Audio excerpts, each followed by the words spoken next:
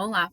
Hoje nós iremos conversar sobre as sensações somáticas, dor e sensações térmicas. Mais um capítulo aí de neurofisiologia do nosso amado Guyton e Hall. A dor nada mais é do que um mecanismo protetor, para que nós possamos identificar a posição desse estímulo que está causando a lesão no nosso tecido e possamos aí remover esse estímulo doloroso.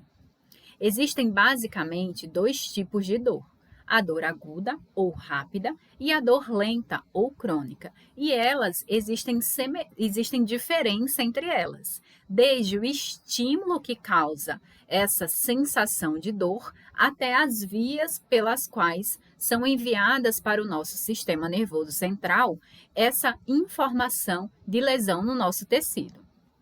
A dor rápida ou aguda, ela é sentida após a aplicação do estímulo, cerca de 0,1 segundo após a aplicação.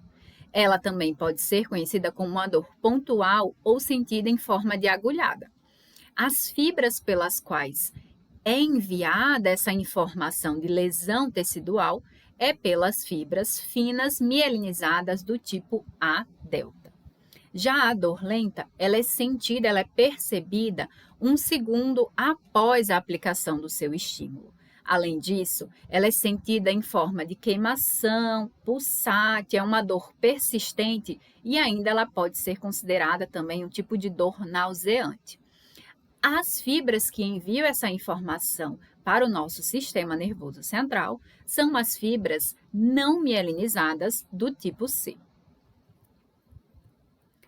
Os receptores que recebem essa informação de lesão tecidual são as terminações nervosas livres, localizadas nas camadas superficiais da pele, no periósteo, parede das artérias, superfícies articulares e também na foice e o tentório da abóbada craniana.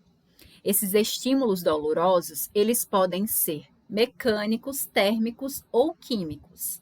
A dor aguda, normalmente, ela é estimulada por estímulos mecânicos e térmicos, aumento ou diminuição exacerbada da temperatura e também, por exemplo, quando vamos lá fazer doação de sangue e é colocada uma agulha no nosso braço, quando a gente se corta com algum objeto pérforo cortante. Já a dor crônica, ela é estimulada através dos outros estímulos dolorosos, tanto o mecânico, térmico, como o químico. As substâncias, quando a gente fala de estímulos químicos, então as substâncias que excitam esse receptor através do estímulo químico são substâncias como a bradicinina, histamina, o aumento da concentração dos íons de potássio, ácidos e enzimas proteolíticas. Essas substâncias estimulam diretamente as terminações nervosas. Porém, nós temos também aqui a presença das prostaglandinas e da substância P, aumentando a sensibilidade das terminações nervosas, ou seja, agindo de forma indireta sobre esses receptores de dor. Além disso, os receptores de dor, eles são do tipo não adaptativos, até porque se adaptassem, não seríamos capazes de identificar o estímulo doloroso e remover esse estímulo doloroso. Então, por si só, esses receptores, eles têm as características de não se adaptar, ou seja, ficam enviando a informação de forma contínua para o nosso sistema nervoso central. E, se vocês não lembram que são receptores de adaptação rápida e receptores de adaptação lenta, aconselho a voltarem na aula 2 de neurofisiologia e darem uma relembrada quais são os mecanismos pelos quais os receptores eles se adaptam. Esses receptores, inclusive, eles podem ser estimulados de forma exacerbada e o indivíduo terá essa percepção de uma hiperalgesia. Quando falamos de dor, nós falamos que a dor aguda, ela também responde a estímulos, tanto a dor aguda quanto a dor crônica. Ela também responde a estímulos térmicos. E quando nos direcionamos a esse estímulo térmico, nós vamos aqui dar uma olhada nesse gráfico do Guyton, onde nós temos aqui o número de indivíduos e a temperatura. Por volta de 45 graus, a maioria dos indivíduos, eles têm a percepção de dor com esse aumento da temperatura. E, de forma simultânea, por volta de 45 graus, também é a temperatura a qual nossos tecidos eles começam a ser lesionados. Então, nós temos aqui uma percepção de dor a partir de 45 graus através de estímulo térmico, porque também os tecidos eles são lesionados. Então, a gente tem uma dupla informação para o nosso sistema nervoso central, tanto aí da lesão do tecido, como também desse aumento da temperatura. Então, nós temos uma dor secundária ao calor que está intimamente relacionada a essa intensidade que ocorre nos danos do tecido e também a intensidade ao dano. Então, se o nosso tecido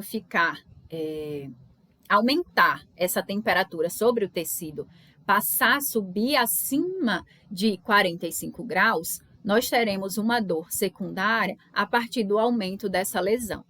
De forma ali semelhante, mesmo que se mantenha esses 45 graus de temperatura, mas o dano tecidual ele for em uma maior parte do nosso tecido, nós também teremos a percepção do aumento dessa intensidade da dor, pelo aumento da temperatura ou pelo aumento do dano tecidual. A bradicinina ela é uma substância que parece induzir a percepção de dor de modo mais acentuado do que as outras substâncias. Essa intensidade da dor que a gente percebe, ela está relacionada com o aumento da concentração de íons de potássio na região e, além disso, com o aumento da concentração de enzimas proteolíticas. Essas enzimas proteolíticas, elas são capazes de danificar de forma direta os nossos tecidos, como também aumentar a concentração desses íons no local da lesão tecidual.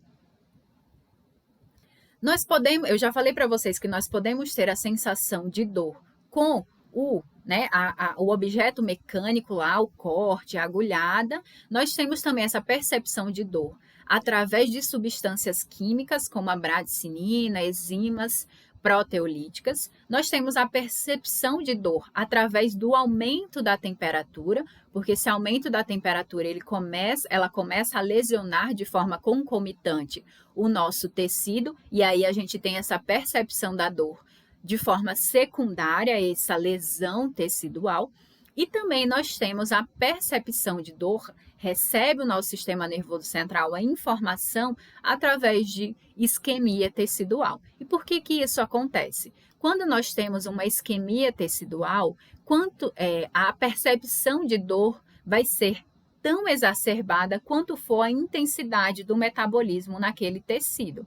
E aí nós temos um aparecimento maior da dor. Vamos pensar que façamos aqui um garrote na mão e essa dor na nossa mão, a gente vai ter a percepção da dor na nossa mão a partir do aumento desse metabolismo tecidual, porque teremos o acúmulo de ácido lático e, como vimos em slides anteriores, o ácido lático é uma substância, o ácido em si é uma substância química capaz de provocar a percepção, a sensação de dor, e esse acúmulo do ácido lático nos tecidos, formado aí pela consequência do metabolismo anaeróbico, vai ser responsável por lesionar tecido, e aí teremos também a percepção dessa dor, a sensação de dor. Além disso, em tecidos isquêmicos também é formado aqui, nós temos o aparecimento da bradicinina e enzimas proteolíticas. E como já vimos em slides anteriores, essas substâncias, elas são,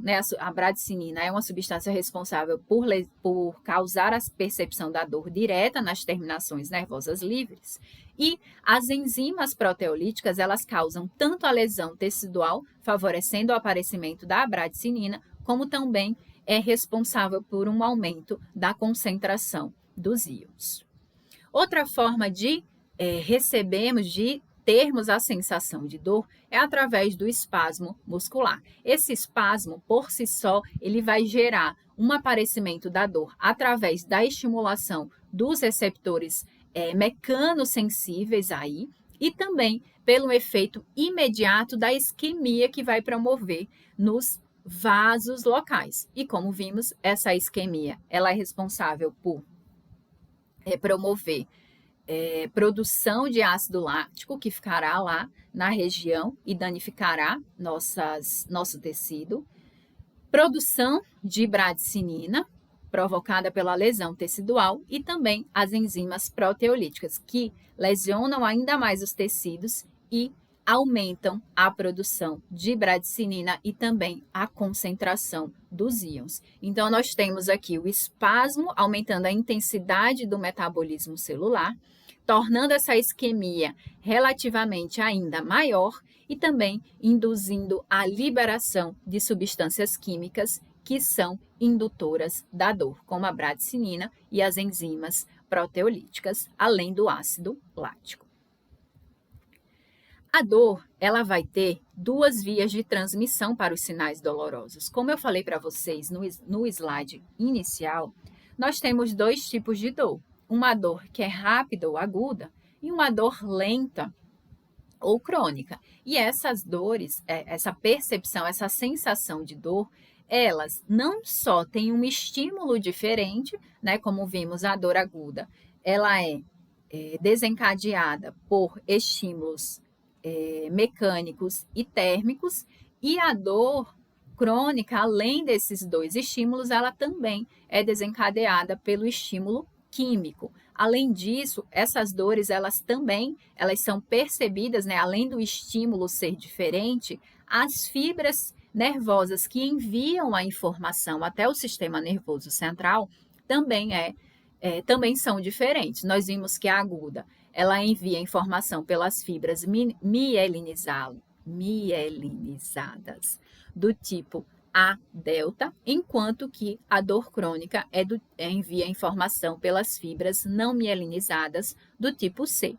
Então, obviamente, o sistema de condução desses estímulos dolorosos, eles serão também diferentes. E nós temos aqui que uma via para a dor pontual rápida e outra via para a dor lenta ou crônica.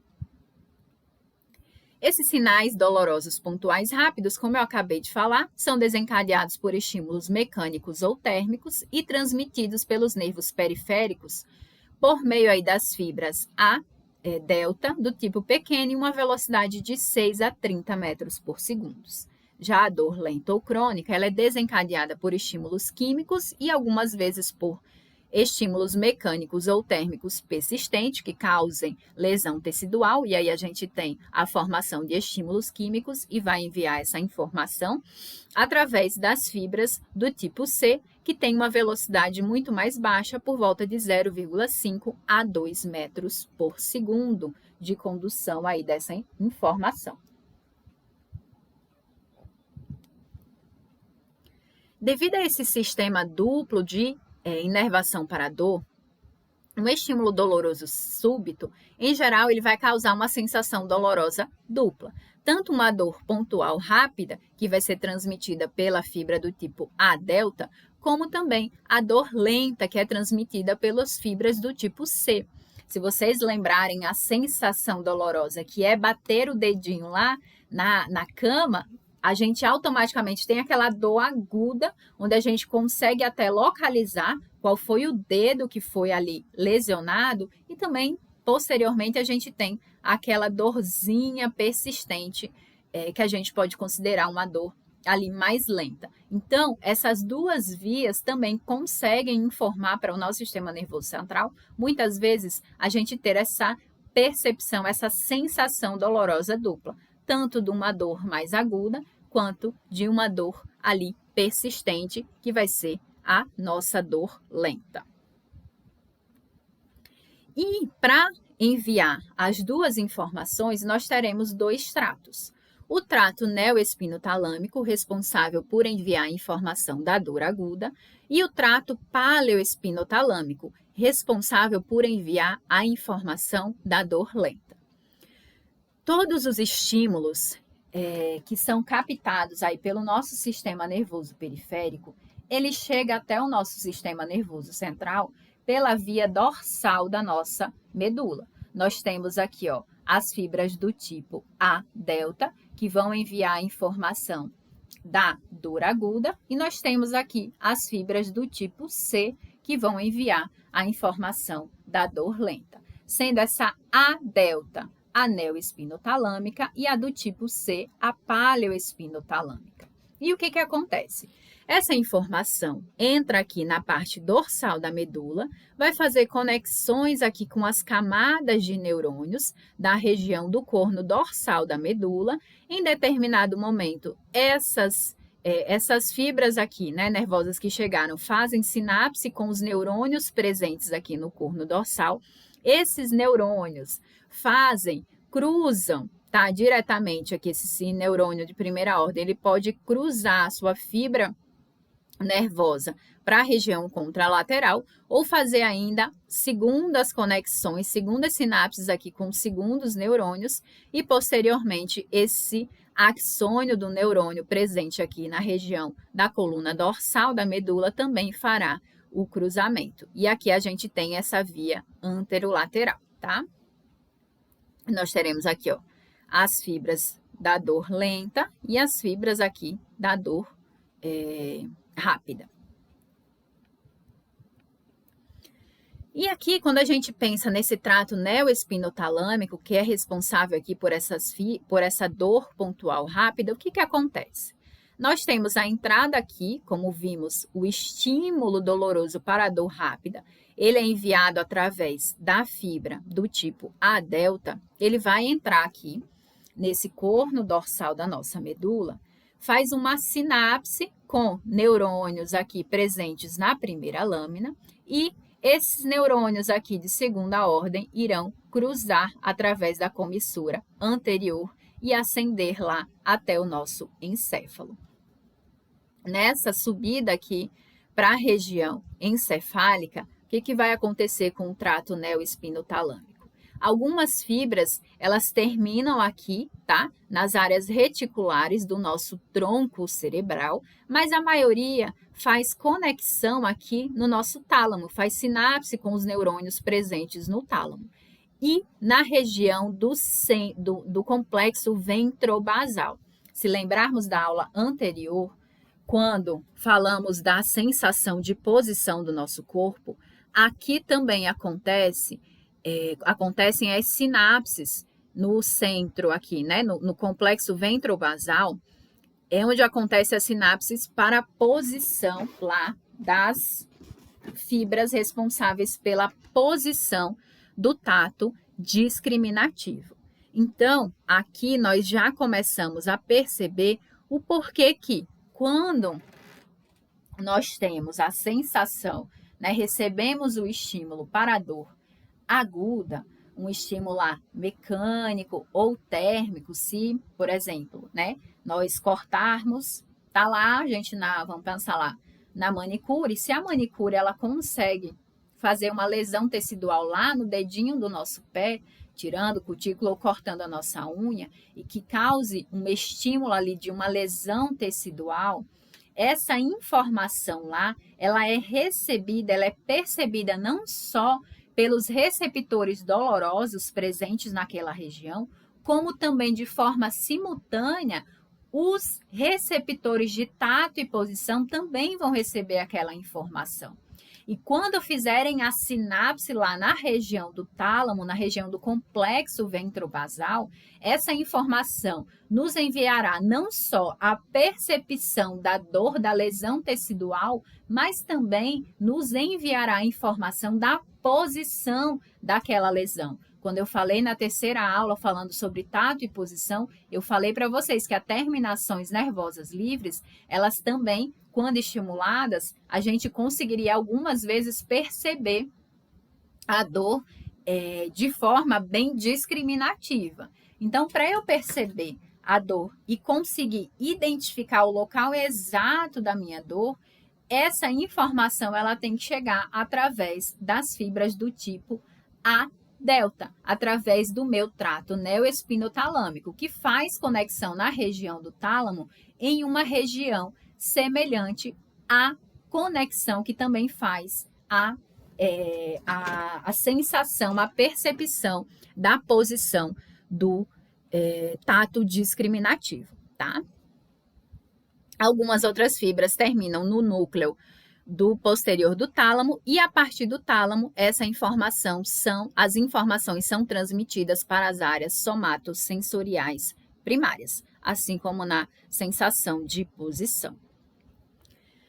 E, né, como eu havia falado para vocês, a dor pontual rápida ela pode ser localizada com muita precisão quando comparada à dor crônica, porque existe a estimulação simultânea dos receptores táteis quando essa recepção, né, quando a lesão tecidual estimula a dor pontual rápida, pois excitam também o sistema dorsal leminísco medial, que são estimulados simultaneamente, e a localização da dor ela pode ser percebida de forma quase que exata, porque os receptores estão sendo estimulados lá, tanto de dor quanto de posição, e na região do tálamo, essas fibras nervosas, tanto da dor aguda quanto do tato e posição, elas fazem conexão na região do complexo ventrobasal. O neurotransmissor provável da dor do tipo rápida é o glutamato, tá? Nessas terminações nervosas são secretadas, nas terminações nervosas do tipo A delta, são secretados aqui a quantidade de substância do glutamato. O glutamato, ele é um dos neurotransmissores excitatórios mais amplamente utilizado pelo sistema nervoso central. Da mesma forma que ele é secretado de forma rapidamente, ele também tem a duração do seu estímulo de forma bastante rápida. Então, secreção rápida, a duração do estímulo também vai ser rápido quando estivermos falando no neurotransmissor glutamato. E aí, nessa região, nessa percepção de dor aguda, vamos só fazer uma rápida revisão aqui. Na dor aguda eu tenho estímulo mecânico e térmico. Esses estímulos mecânicos e térmicos são percebidos pelas terminações nervosas livres. Essas terminações nervosas livres, elas enviam a informação através das fibras do tipo A delta. Essas fibras do tipo A delta entram pelo corno dorsal da medula, fazem conexões com os neurônios ali de segunda ordem, que cruzam de forma contralateral na medula.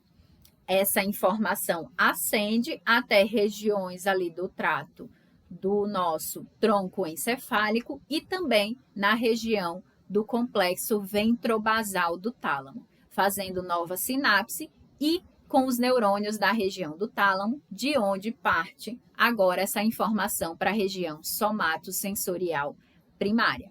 O neurotransmissor utilizado nessa via de dor rápida é o glutamato, que tem uma rápida liberação, mas também a sua ação acontece de forma rápida, não é duradoura.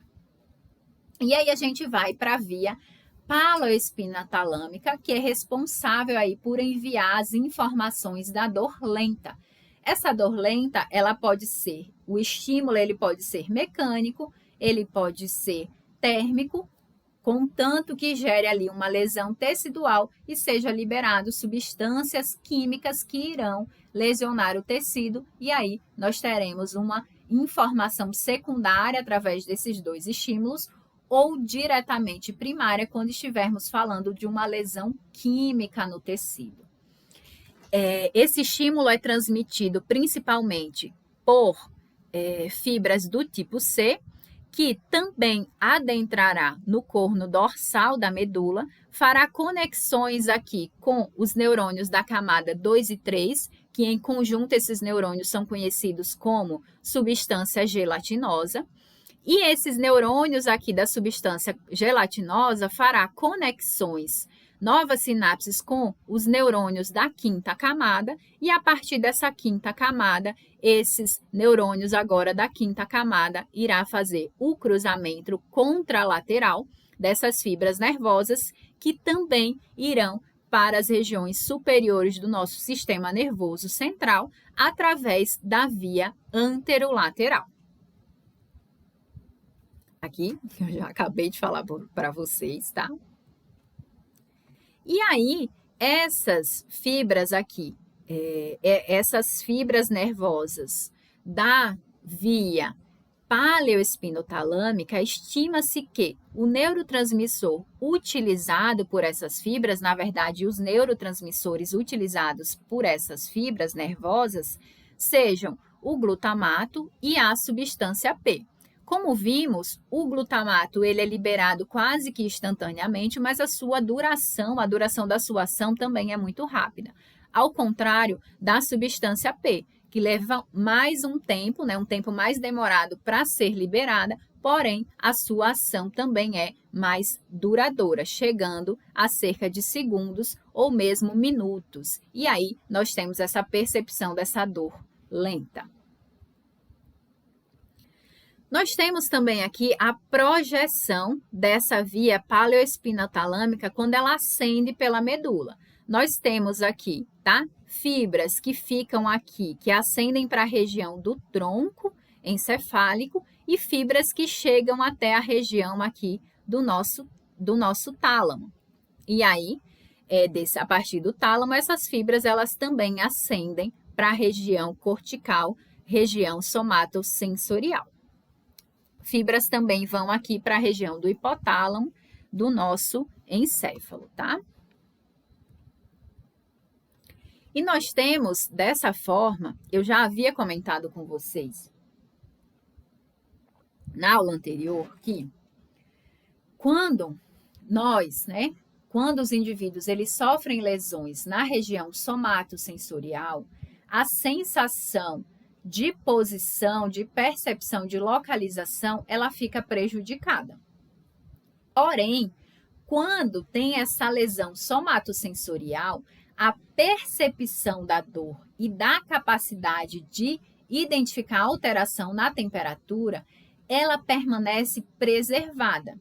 Estima-se que a área responsável por interpretar as sensações de dor e de temperatura, elas sejam principalmente situadas na região do tálamo e na região do nosso tronco encefálico. Entretanto, com lesão somatosensorial na região do córtex somatosensorial, o que ficará dificultado no indivíduo é ele identificar a qualidade, a intensidade dessa dor. Muitas vezes ele consegue identificar a dor na perna, mas não sabe se é na região proximal, na região distal, e ainda a intensidade dessa dor. Então, por isso que traz aqui que a localização da dor transmitida aí pela via paleoespinotalâmica, ela também é imprecisa, tá? Diferente lá do que acontece na via neoespinotalâmica.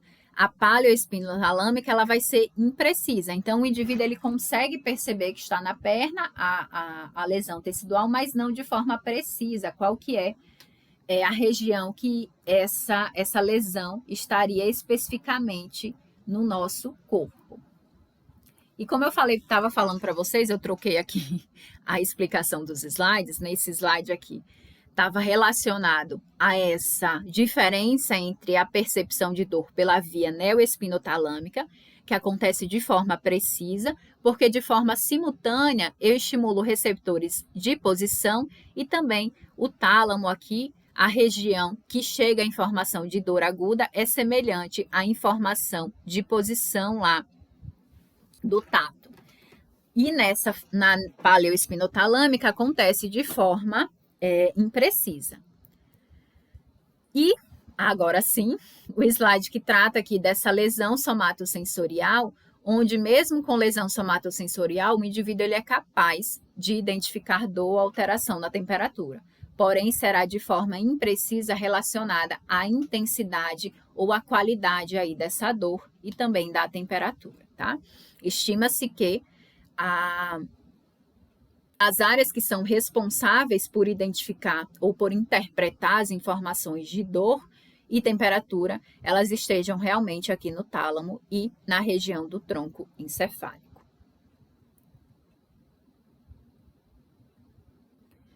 Os sinais dolorosos desencadeiam excitabilidade geral do cérebro. As regiões lá foram feitas pesquisas onde foram estimulados de forma direta áreas do tálamo e do tronco encefálico. O que aconteceu? Que quando estimuladas essas regiões, os indivíduos eles ficaram em alerta. Então, parece que essas estruturas aí do tálamo e do tronco encefálico, elas são responsáveis também por esse sistema de alerta. Por isso que é improvável que um indivíduo ele possa adormecer quando tem casos de dores graves. Por quê? A região do tálamo estará sendo estimulada e de forma simultânea essa região do tálamo ela também é responsável por deixar o indivíduo alerta. Em alguns casos graves de dor, alguns experimentos foram feitos onde de forma cirúrgica se interrompia essas vias dolorosas. Então, eram feitas lesões na região da medula espinal, tá? De forma contralateral. Lembrem-se que os estímulos que são percebidos ali, recebidos pela periferia, ao adentrarem na nossa medula, na parte do corno dorsal dessa medula, e ascender para a região do nosso córtex somatosensorial, onde é interpretada essa dor, onde é quantificado a intensidade dessa dor, ela é sempre feita de forma contralateral. Então, faziam essa lesão aqui no quadrante anterolateral da medula para interromper essas vias. Porém, essas dores, tá? Esse estímulo aí, né, essa interrupção cirúrgica, a partir de meses, ela não se torna efetiva porque acontece ali a transmissão dessa informação dolorosa também por outras vias. Outra forma também era feita a cauterização de áreas específicas lá dos núcleos intralaminares do tálamo, mas também para evitar, né, o envio dessa informação para a região somatosensorial interpretar essa dor, porém também com o passar dos meses, isso se tornava ineficaz. Algo que acontece no nosso sistema nervoso central é que, vamos lá, a informação está ascendendo aqui pela medula e chegando na região do tronco encefálico e na região do tálamo, e a partir do tálamo, indo lá para a região somatosensorial. O que o nosso sistema nervoso faz como sistema de analgesia? Ou para controlar essa dor, ou para controlar também o estímulo, para que não seja um estímulo exacerbado para o nosso sistema nervoso central. E aí, nós temos também um grau de reação variando de pessoa para pessoa.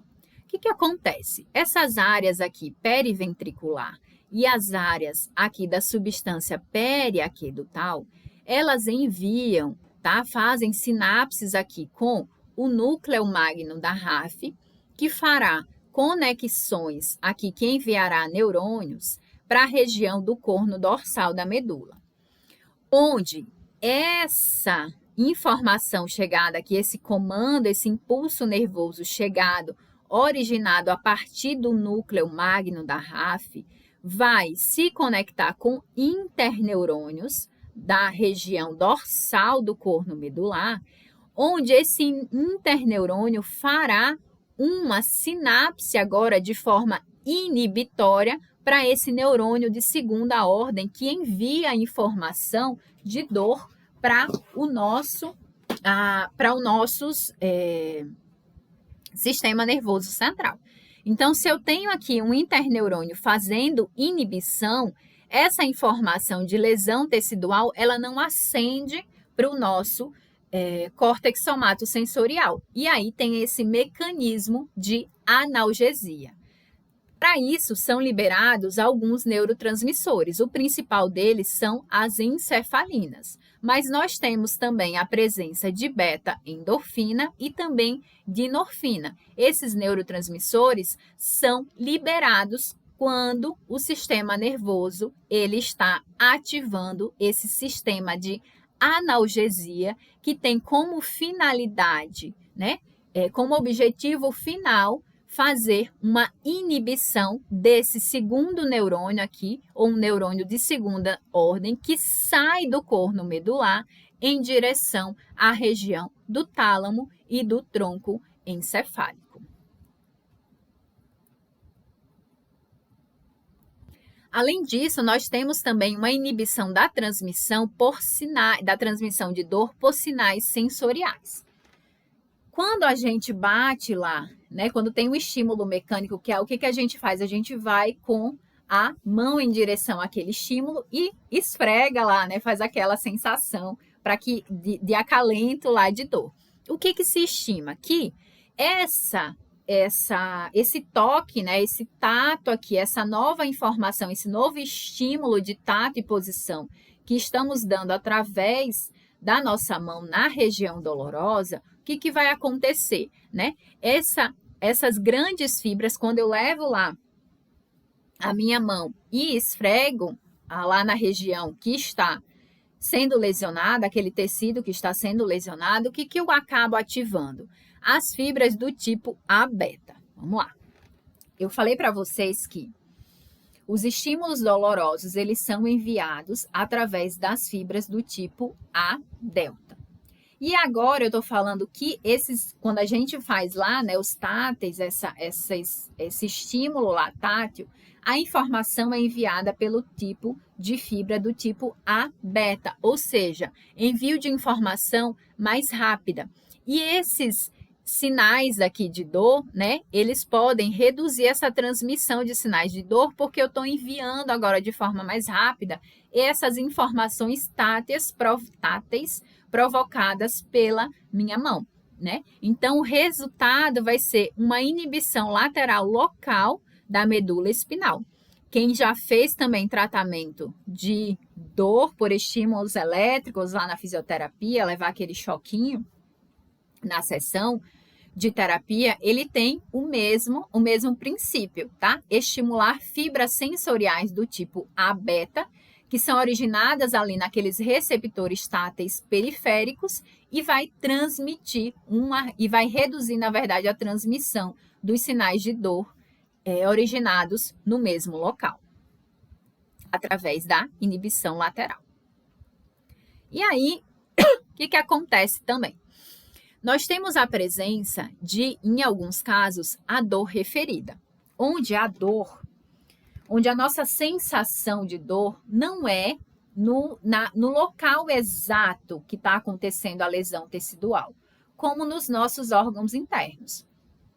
Muitas vezes, quando o indivíduo está infartando, está sentindo aquela lesão do coração, ele refere a dor como na região do braço esquerdo, por exemplo. Por que isso acontece?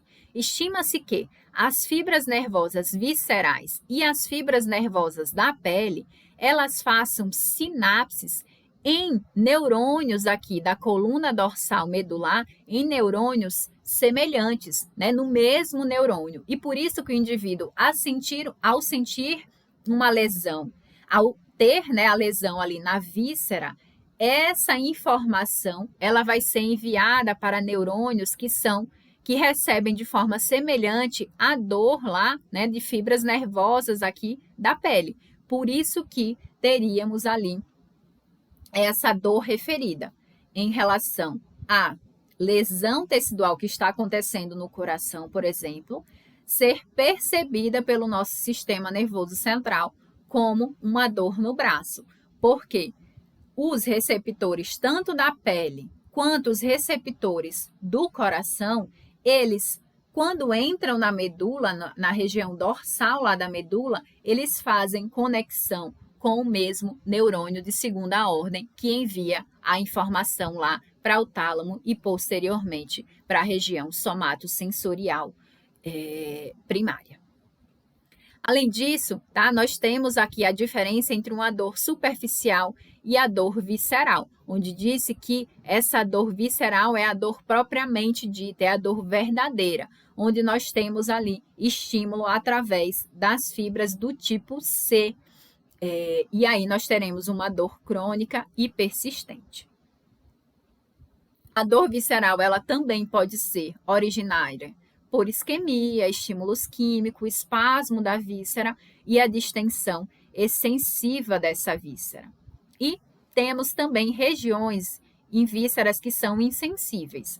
Mas, por sorte, as estruturas adjacentes a essas vísceras, elas possuem os receptores de dor, então é possível também identificar a dor a partir do nosso sistema nervoso central, se tiver lesão tecidual na região. Nós temos também a dor parietal e a dor visceral, onde essa dor parietal está presente ali nas camadas que revestem as nossas vísceras. E também é informada através da entrada na região dorsal da nossa medula. E agora adentrando a parte dos receptores térmicos. Nós temos aqui uma variação da percepção, desde o frio congelante até o muito quente, extremamente quente, passando aqui pela essa variação das temperaturas.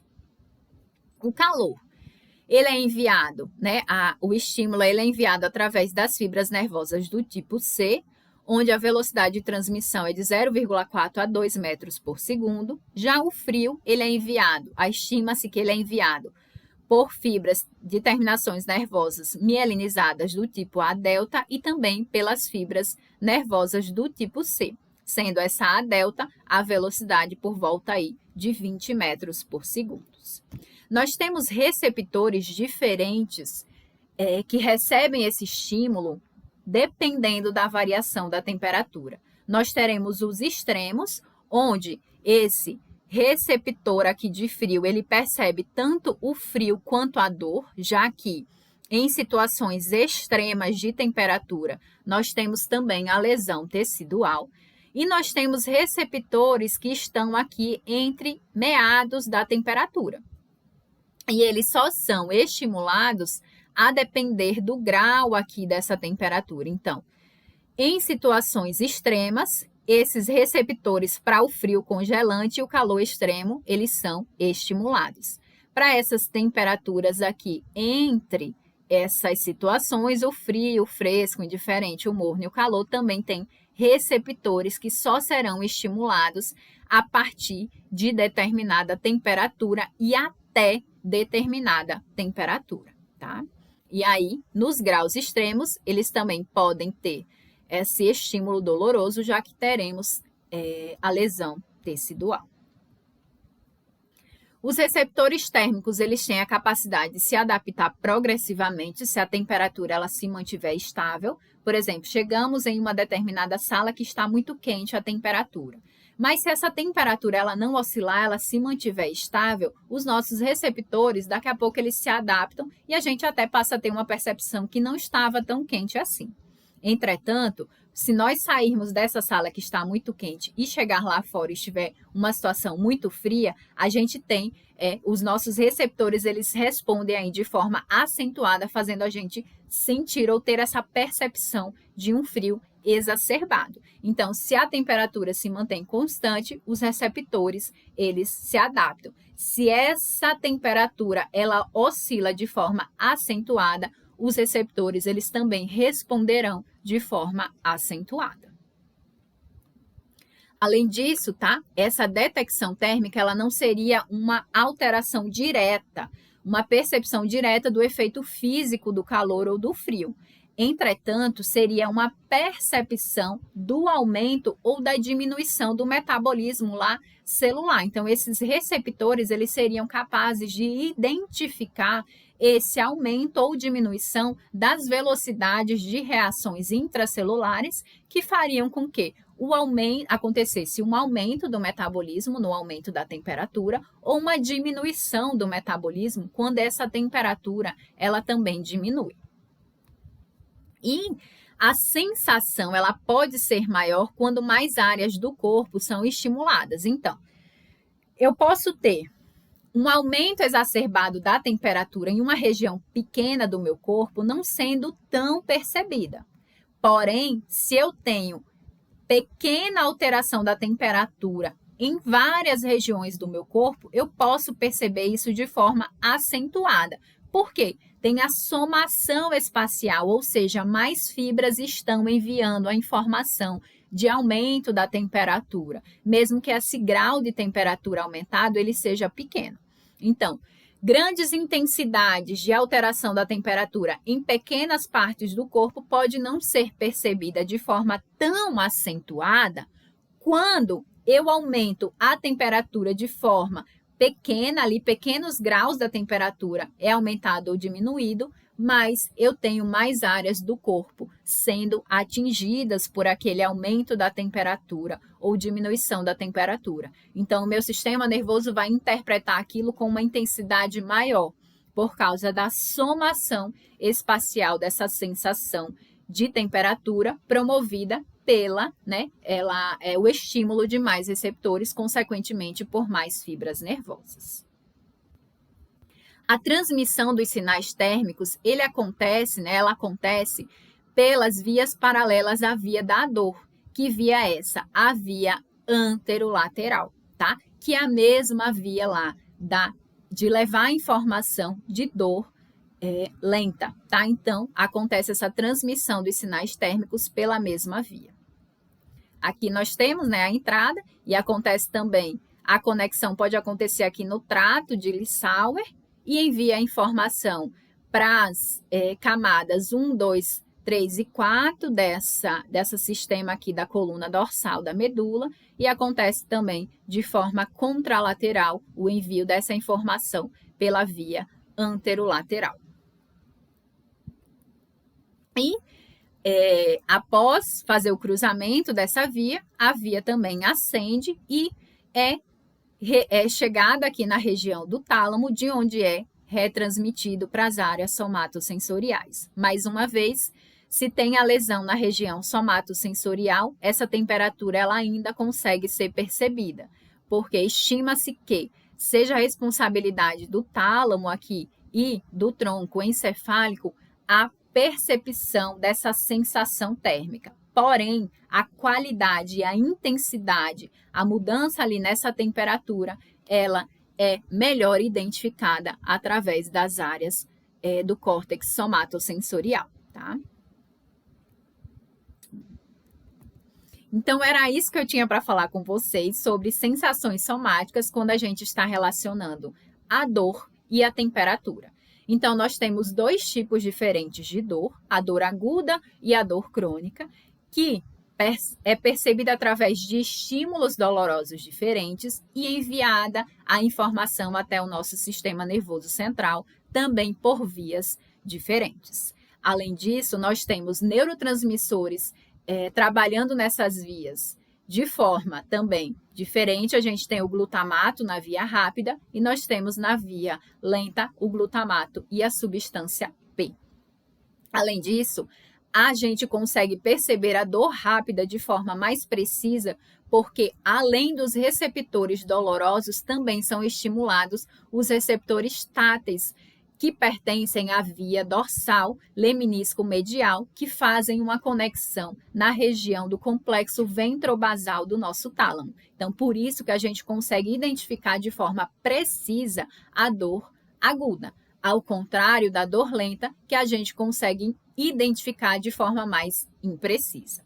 A temperatura, ela possui vários receptores dependendo do grau dessa temperatura. Além disso, nos casos extremos de temperatura, além dos receptores térmicos, são também estimulados os receptores dolorosos. A informação, o estímulo térmico é enviado para o nosso sistema nervoso central em vias paralelas à via da dor. E seria essa via, a via anterolateral, que envia a informação para o tálamo. E daí para a região somatosensorial.